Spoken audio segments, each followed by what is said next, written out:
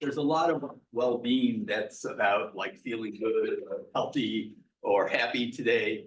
We want to focus on the opportunities that a society provides for the entire population to lead fulfilled lives. So there's a structural element to well-being that we like to emphasize in our work. So like, so I'm just going to talk a little bit about our approach, our methods, some of our key findings, and some of the policy uptakes that come from our work. Okay. So the social impact of the arts project started in 1994, which if you are a mathematician, you probably figured that's 30 years ago. It's probably more scary to me than to you. Susan Seifert, who's here with us today, and I have been kind of the core of the project. Susan is an urban planner. I'm a historian. So we brought different perspectives to this work than normally what gets done. And we've asked different questions. We've worked in a lot of cities through the years. Mostly I'm going to be talking about New York City, although some examples from Philadelphia and a couple even from LA. This is the hard part of this conference is getting the clicker to work. Press hard. You need to press hard. Use your thumb. I know that. No, that's not it. You have to hit the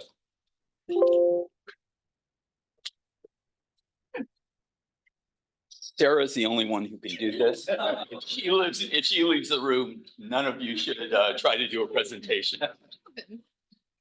Let's turn it on. All right. This means I am not going to spend a long time on any of my slides because they may disappear. So, you know, what motivates us to do this work? It really grew out of a conservative backlash against arts and culture.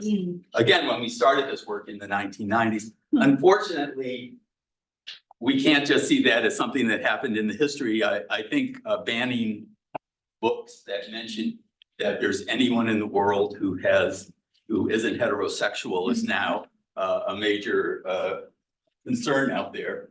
The first response to the attack on the arts was to look at the economic impact of the arts. But you know, the economic impact, you know, I'm not discouraging people looking at that, but you're really focusing on a very small part of the cultural world. You know, big organizations that actually can have that impact. So we felt like we needed a broader perspective. And really, Susan was the one who came up with the idea that we need an idea of social impact to complement the idea of economic impact. And that's really what we've worked on through the years. Our approach basically grows out of three basic kind of perspectives. One is an ecological perspective. Don't look at organizations or individual artists in isolation. Look at the way they interact with each other, and particularly with the way they interact in particular places. I'm going to use the word cluster about 40 times during this presentation. And that's because we're really interested in how these different assets come together in particular areas. Social well-being, as I said before, our work grows out of the capabilities approach, which we see as really an opportunity approach. It's about the extent to which a society is providing an opportunity for all of its residents to lead a life they have reason to value. And that's been a very core base of our work. And then finally, this issue of intentional social action. One of the riddles we've had to work with is why, if you look at two neighborhoods that in terms of socioeconomic status and what have you, look exactly alike, why is one got a vibrant cultural scene and another doesn't? And typically it has to do with the fact that there are individuals and groups within that area who are mobilizing people to bring about a change. So that emphasis on intentional social action is really important for us. Okay, so we've ended up with this new value proposition for arts and culture that both talks about the intrinsic importance of arts, but talks about the fact that how that connects to how arts impacts other parts of social life. And one of the tricks we've done to pull that off is to say there's a multidimensional notion of social well-being, and arts and culture are one of those dimensions. So we don't have to do the either or thing because they're in there with social well-being. And then finally, yeah, oh, I did that. Oh, and I did that. Okay, how we do our work. So actually our work is sort of simple-minded. We go out and we pull together a bunch of data to say what are the cultural assets across the city and across the city and in particular neighborhoods. We do the same in terms of a multidimensional concept of social well-being. As Sue had pointed out that like I keep losing count. At one point we had 10 dimensions. We slipped down to 9. Last time I looked, we might have 12. So somewhere in that is a lot of dimensions of social well-being. We go out and collect data on those as well. And then finally, we go into neighborhoods and do a set of community case studies to look at how these things look on the ground. And that's, I should say, that's where we find this role of intentional social action. Why certain communities look a certain way. All right. So these are the kinds of cultural assets we measure: nonprofits, for-profits, resident artists and cultural participants. We geocode all that data, and then we clomb it into a cultural asset index. This is the one I wanted to emphasize. You can't just sit around and say these data are going to come to you, especially in terms of cultural organizations and for-profit businesses. Much of that is happening below a level where you can really find it. Typically, when we go out to count nonprofit cultural organizations, we end up with 3 or 4 times more than what a typical people's idea of what that is. So let me talk a little bit about our findings. And I'm going to start with the bad news. The bad. Not that you should, or Sarah, could you help Mark with that? Sure thing. Oh, thank you. Yeah. That's good. It's too bad you guys aren't looking at the screen on my screen. Oh, yeah. that's a great, thank you. You're welcome. Cultural assets are extremely unequally distributed in every city we've looked at. Well-off neighborhoods have many more than low-income neighborhoods. The connection between those two isn't perfect, but it's stronger than you'd like to know. And this is just the data from New York City. Uh-oh. Oh, no, wait, hang on. We're gonna. I'm pressing really hard, so. All right, give me that back. Oh, Did it go? it went. Oh, okay. Okay, so one thing we look at is, you know, as I said, I'd mentioned clusters 40 times. Here's the second time. We find this differentiation of different kinds of cultural clusters in the city. There are what we call these high market clusters, which is, you know, center city places where everyone knows there's lots of going on. Market clusters are essentially well-off neighborhoods with a lot of cultural participation, you know, a lot going on. And then finally, we've identified what we call these civic clusters. And these have been really critical in terms of what we see as this link between social well-being and culture. These are low-income neighborhoods with more cultural assets than we would predict based on their economic status. And if you're a stats person, I'm not going to go into that today. You can ask me about that later. So, all right. So in New York City, this is what the cultural clusters look like. Again, you have Midtown, you know, where everyone knows there's lots of culture going on. High income neighborhoods that are in these market clusters. And finally, these civic clusters that are typically off the beaten path. They're neighborhoods that not everyone knows about. But if you go to those neighborhoods, you find there's stuff going on. There are people participating, there are organizations. And they've, as I said, been really critical to how we make sense of our work. In fact, there are good news. Oh, wait. Yeah, that was the good news. I was supposed to say that before. Uh, uh, The trouble with these civic clusters is that they're vulnerable. They're vulnerable both as clusters, but they're also vulnerable in terms of the organizations within them. This is a pretty drawing. Those red dots are cultural nonprofits that we found in 2011. We went back in 2021 and we said, are they there? And all of those red dots are no. They're disappearing. Now, it's not that bad. It's not terrible in the sense that if I put up where there were new groups, it might look pretty much the same. But the point is that it's very hard when you have especially small cultural organizations for them to sustain themselves over time. And that lack of predictability, that lack of sustainability, James, I think, used the term, is one of the real challenges in terms of these civic clusters going. Finally, resident artists we think of as real important. They've been growing, the resident artist population in Philadelphia has been increasing over the past decade or so. And we see them as often moving to places that are going to become cultural clusters. Although part of that is also that they tend to be places where rents are lower. I think if I mapped that map against rent, we'd probably find something.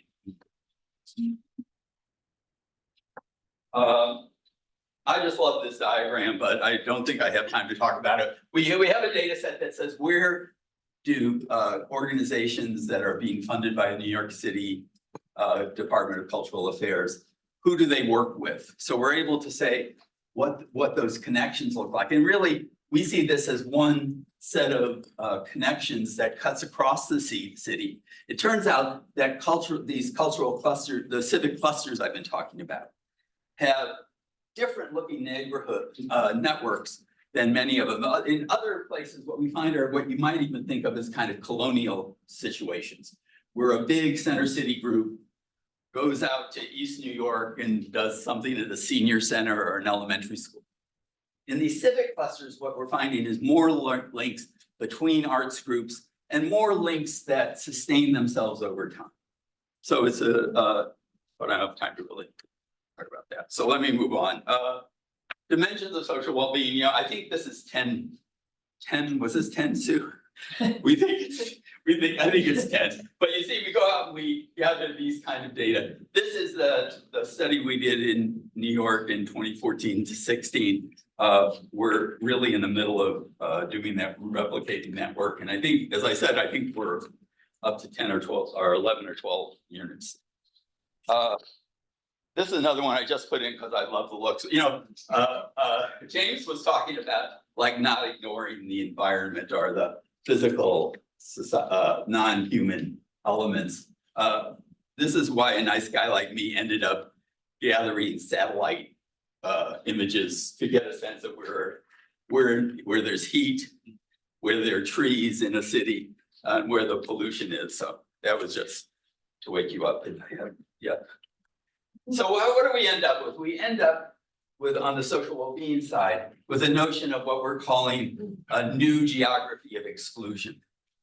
And why we're calling that new is because the kind of image of exclusion that really was predominant in the 60s and 70s was very much a binary one, where we thought about concentrated disadvantage associated with race, predominantly African-American race, poverty, a whole set of things that came together in particular neighborhoods.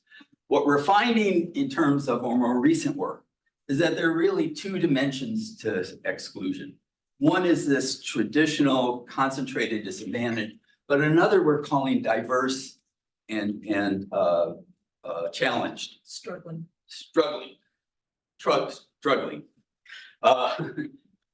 And a lot of this is associated, and these diverse and struggling parts of the city, in addition to having a set of challenges around economic standing, healthcare, have a set of strengths that you don't necessarily find in other neighborhoods, including improvements in health, relative improvements in schooling. So you end up with these two dimensions of well-being that are associated with different demographics and different sets of challenges.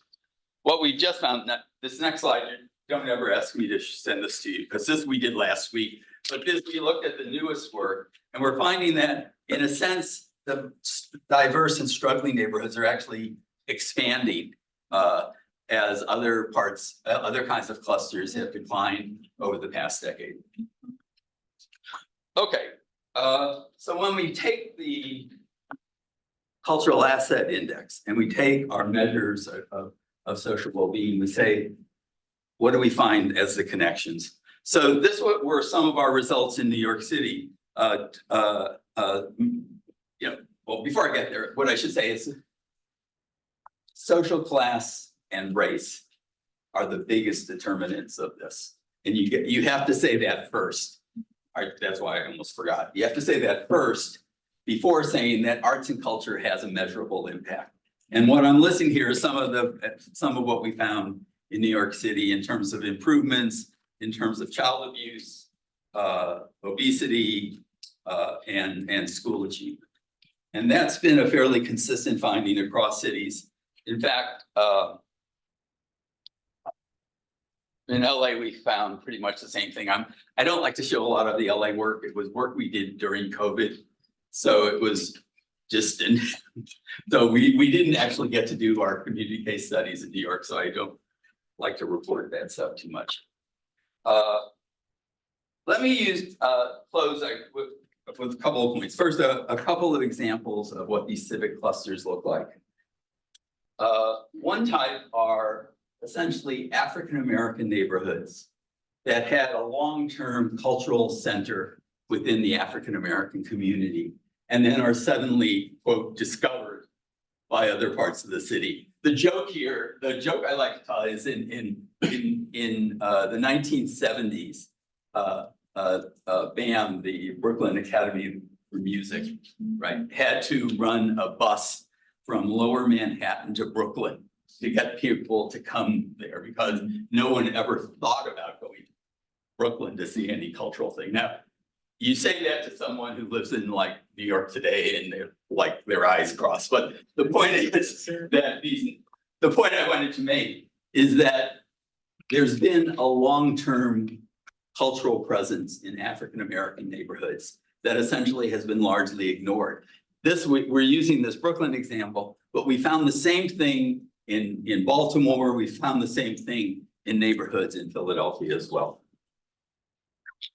Second type of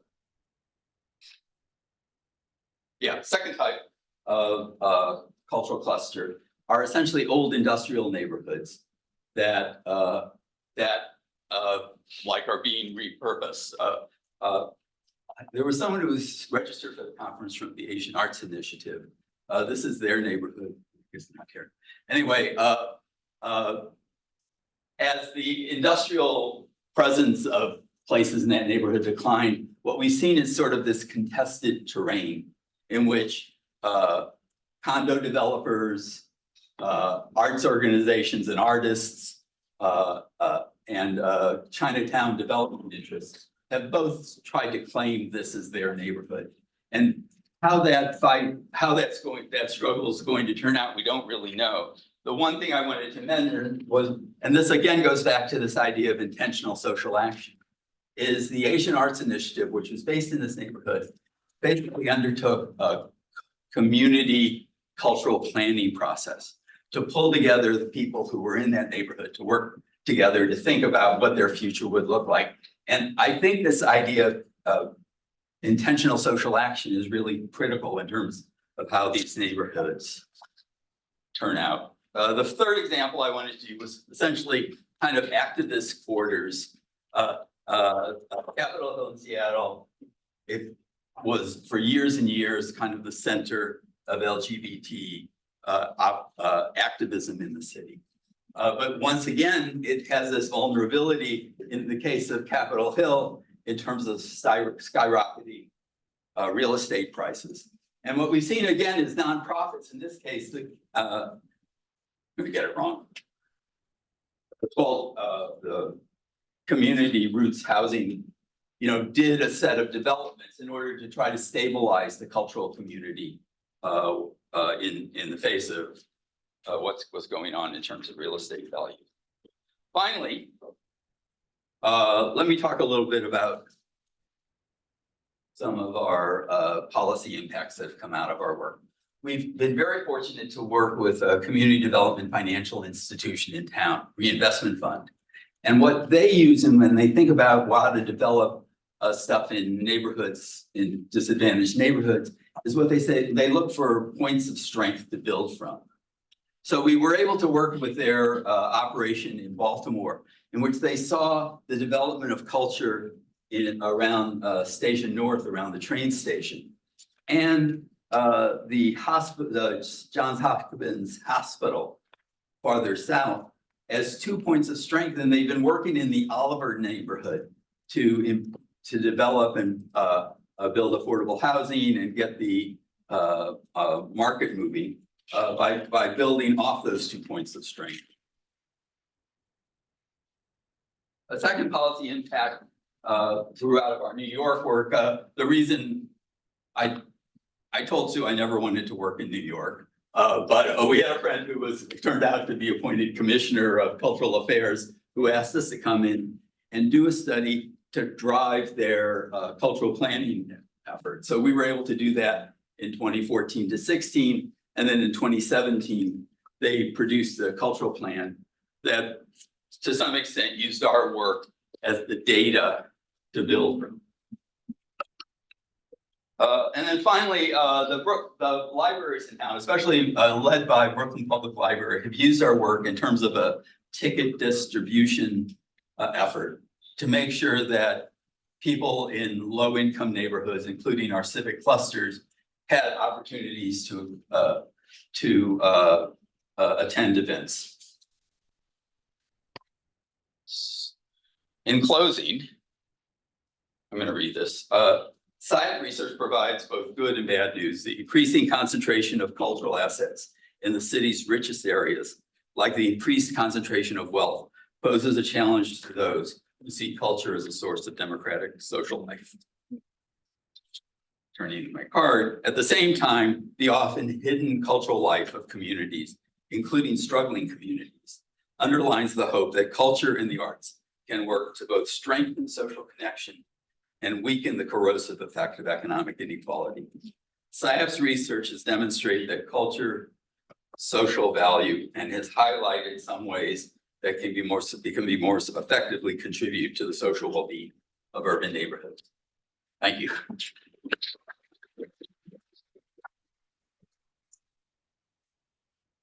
Well, I have 5 minutes extra now, so I guess I could tell a couple of jokes now. I'm gonna let James, I think we allowed time for Q&A, right? Exactly, yeah. So in a moment, we open it up for questions. I just want to ask a question just to get us started off. First of all, Mark, that was just phenomenal. Every time I encounter your work, I'm just always impressed all over again by how hard it seems to me it would have been to do this work, and two, how important it is. And so I just want to think with or ask you. So when we think about arts and culture, and their sometimes precarious kind of existence, we oftentimes think about, oh, we have to save the arts. We've got to save the arts. We've got to move it. And I think what you're saying is more the arts can actually save us if we allow them to. Is that a fair perspective?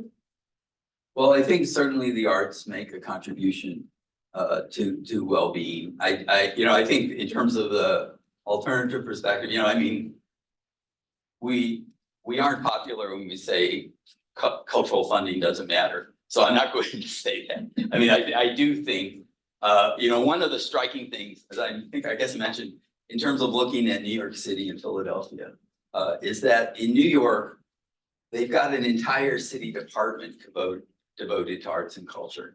And when you mention, while we were doing our study, we went to a meeting where the commissioner for cultural affairs was sitting around with people from the police department and from mental health and mental hygiene, all the city's departments. And they were saying, oh yeah, we get this. So I think one of the issues is I think arts and culture have a unique and important role to play.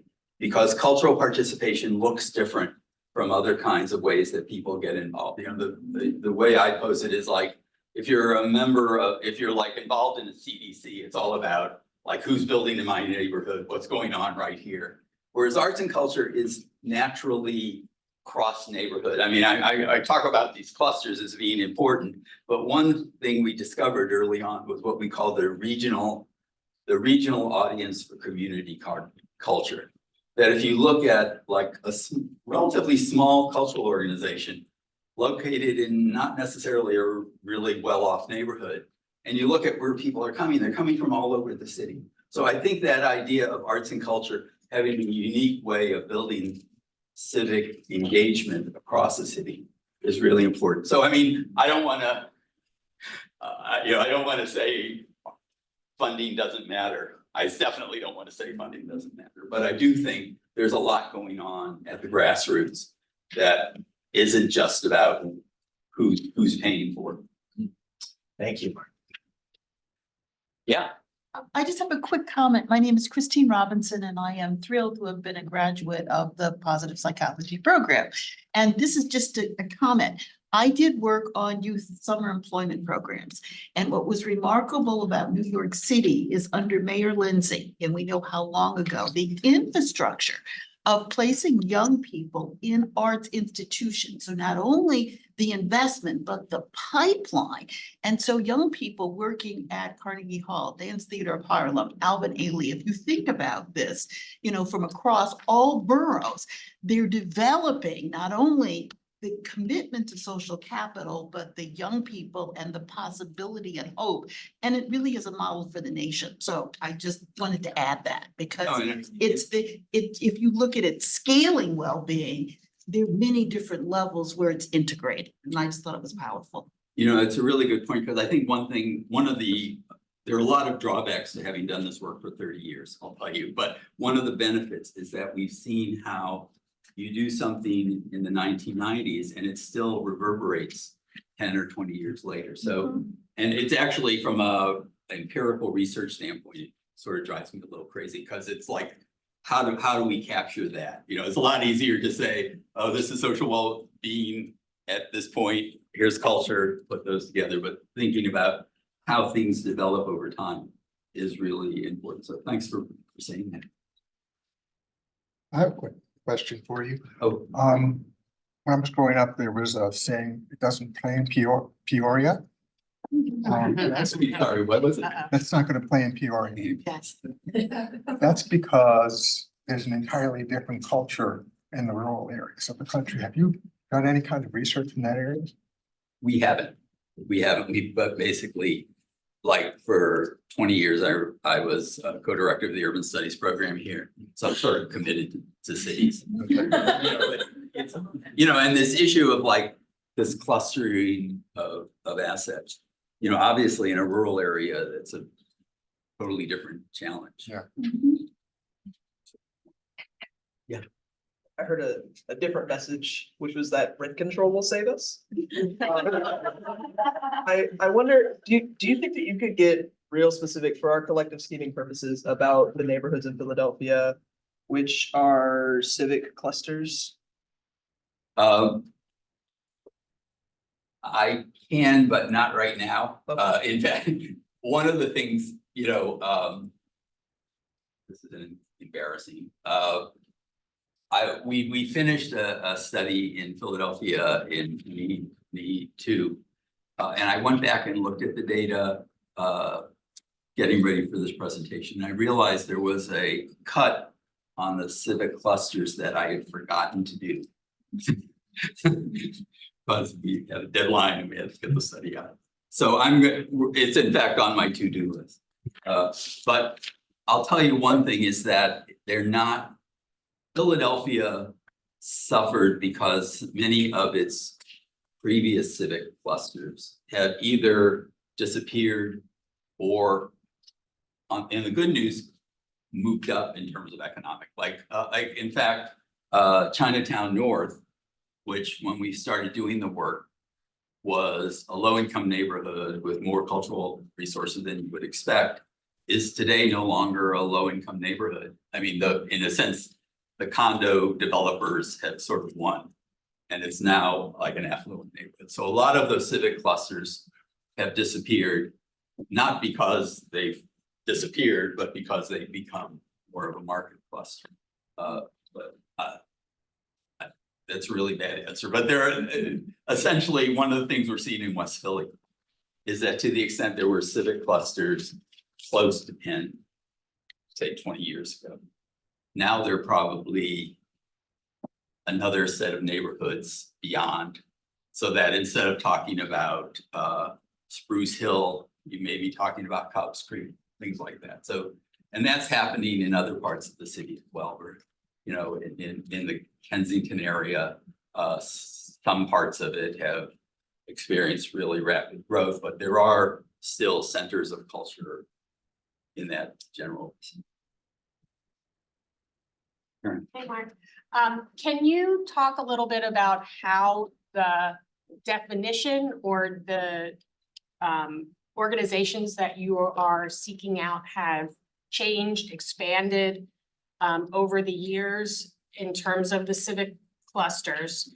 And also, do you have data that shows the strengths of those civic clusters? In addition to reduction, what are some of the data points you have around social cohesion that are markedly different from what's going on in the affluent centers? Well, in terms of the second one, you know, I think the data I put up briefly about these connections that organizations make across the city, we've seen that the organizations in these civic clusters are quite different. We just actually, for the current New York project, we're able to get data on personal connections, the extent to which people perceive themselves as like connected to their neighborhood and to other people in the city. We haven't really analyzed that, so I don't. But I suspect we're going to find that also will be helpful. All right, your first part of your question, I forgot. No, that's okay. In terms of the definition, your definition of what constitutes an arts and culture organization, institution, how has that changed and expanded over time, or has it?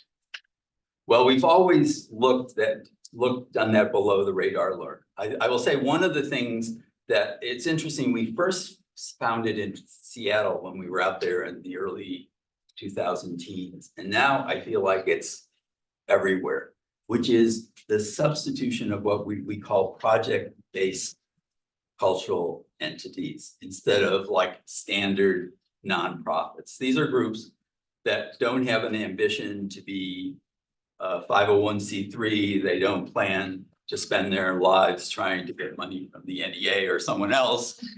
They're going to do a project and they're going to shut down. And part of that is because the funding environment has changed in so many ways. So I think that shift, that's been to me one of the striking things. And connected to that, and you see this in New York these days, is a real emphasis on artist-led entities. And I think that's connected to this project stuff. So in the old days, 20 years ago, when I was young, you know, it was standard 501c3s, they got a grant, you know, and their idea was to get another grant when they got that one and keep going. What we're seeing now is artist-led, project-based stuff that comes and goes. And we actually think there's a challenge there because especially in lower income neighborhoods in which kind of the institutional infrastructure may be much more fragile. If those organizations go out of being, it's not like someone's going to jump in, or someone will eventually jump in, but it could be 10 years before someone's there. So that notion of that instability in terms of institutional life in low-income neighborhoods is actually something that worries me quite a bit. Hi, my name is Andrew. I have a question regarding, dimensions, art and well-being, but right before I get to that, I wanted to give a response, to one of those diagrams you showed, and also just a little bit of background before I'm asking, question I'm gonna be asking about dimensions.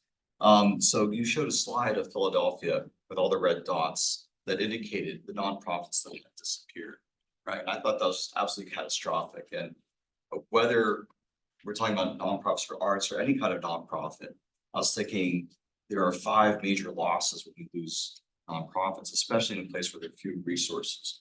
So there's a loss of people who, the loss of their time, the loss of their effort, also loss of any money that might have been involved, and the loss of any projects they're working on. From my experience working with nonprofits, it takes quite a while, quite a lot of effort to pull them up, initiate them, get them going, bring in more people, onboard them, and then to continue on and have the whole organization really grow and be very productive, and to get the best possible outcomes.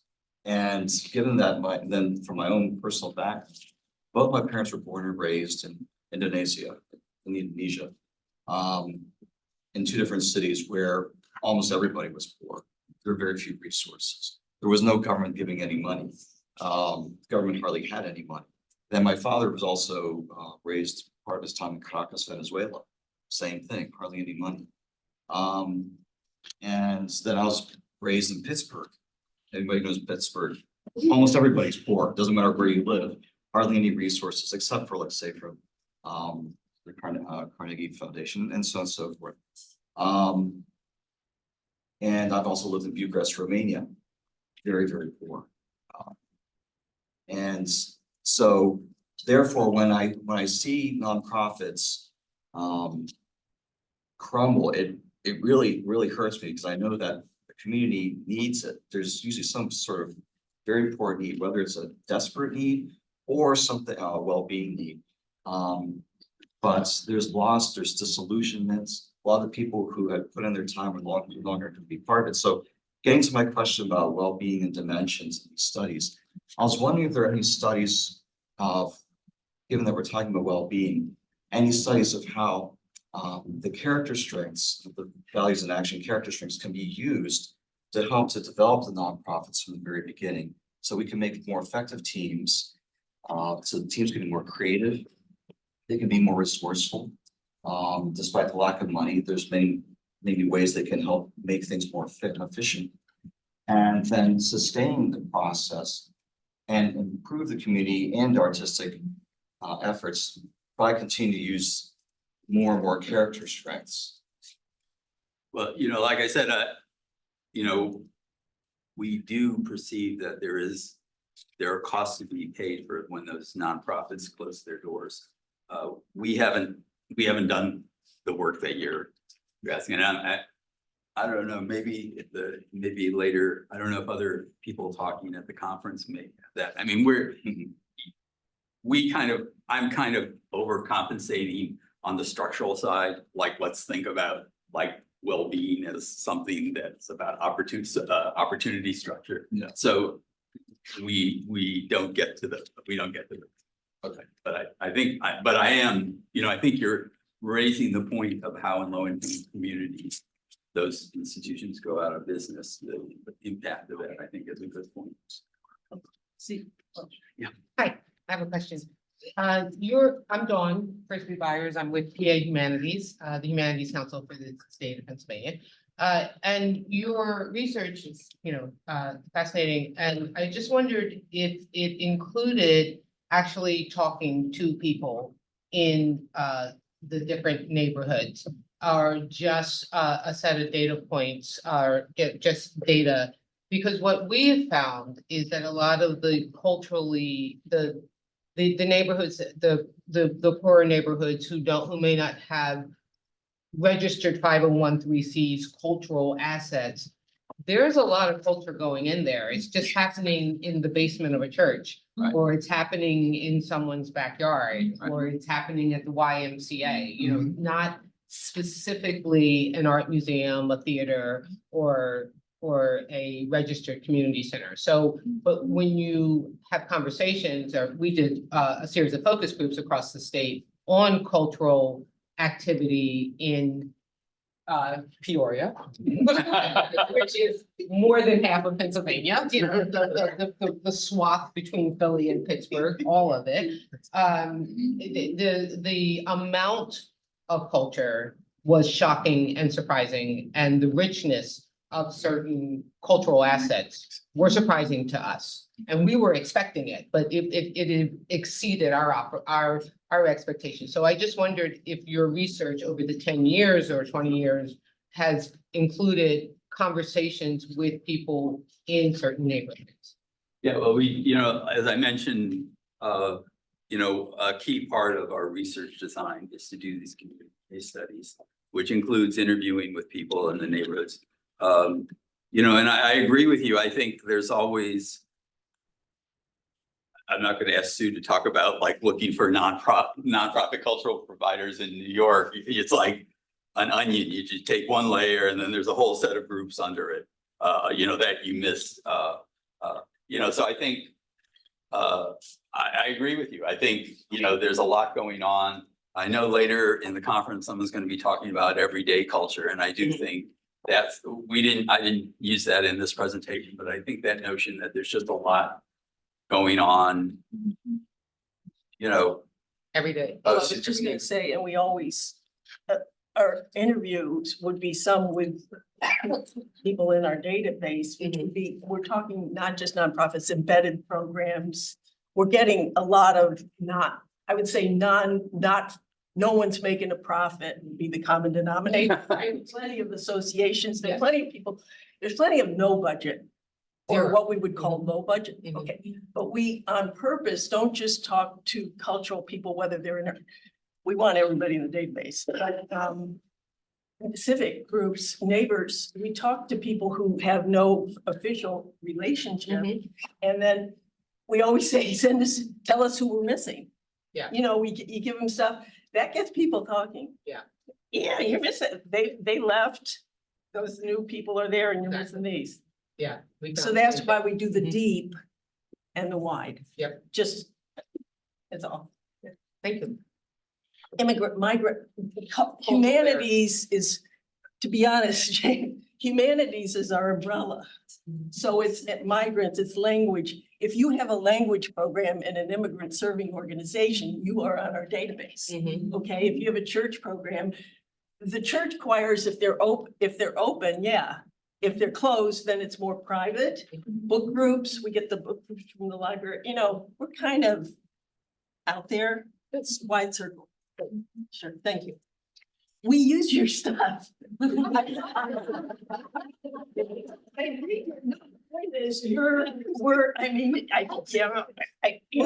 get all your email. No.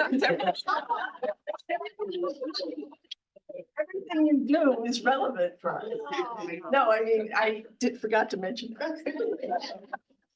Well, this is terrific. Connections happening already. Well, Sue, thank you for elaborating and clarifying more of that, how the work gets done. And clearly it's by relying in part on the work that other people are doing too. So it's a Thank collaborative. you. And thanks to the internet. And that- Because that has allowed those crazy settings that you read about in the page 18 of a local newspaper. Yeah, terrific. Well, thank you, Mark. Really appreciate your work.